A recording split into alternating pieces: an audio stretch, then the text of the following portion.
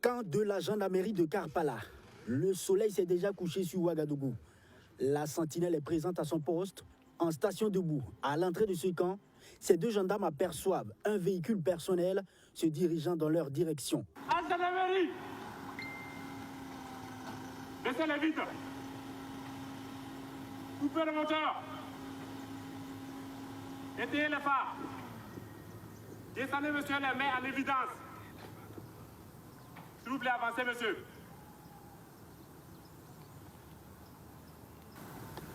Avancez! Ah, monsieur! Où est-ce que vous partez? Je me suis trompé de voie. L'individu s'est trompé de chemin. Il a été interpellé et a suivi à la lettre tous les consignes et répondu aux questionnements du soldat, après avoir vérifié son identité. Voilà comment se comporter quand vous êtes interpellé dans un périmètre de sécurité érigé autour des camps militaires. Nous sommes à un exercice de simulation pour éviter des incidents ou drames comme celui intervenu récemment devant la base aérienne où 2 personnes ont perdu la vie. La sentinelle, c'est le premier élément du poste de garde que vous allez apercevoir. Voilà. Et vous mettez vos mains en évidence si vous êtes dans un véhicule automobile. Et généralement, c'est poser les 2 mains sur le volant de votre véhicule automobile et vous attendez que la sentinelle vienne à votre niveau. Et dès que la sentinelle arrive à votre niveau, vous suivez les instructions de la sentinelle. Dans un véhicule ou sur une motocyclette, voici également des gestes de sentinelle qui vous interpellent, avec une torche en mode code phare. À côté de tout ceci, il y a aussi les tirs de sommation. Si vous êtes par mégarde dans ce dispositif sécuritaire, ici, à la vue de la sentinelle, il faut éviter de rebrousser immédiatement chemin, car on vous taxera de vous reprocher des mauvaises intentions. La sommation, c'est une annonce qui vous est faite pour vous intimer l'ordre de vous arrêter avant que la force, incluant donc l'usage des armes, ne soit utilisée pour vous y contraindre. Dès que vous entendez la première sommation, vous vous arrêtez immédiatement.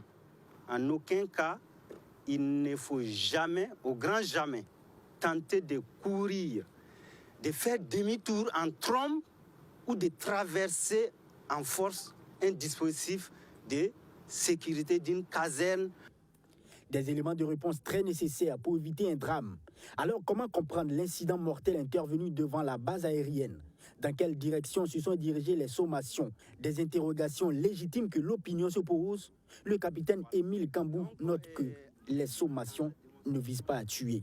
Dans un dispositif de sécurité de ce genre, sauf en cas de légitime défense, aucun élément FDS ne tire pour tuer. C'est pour neutraliser, c'est pour immobiliser l'individu. Voilà.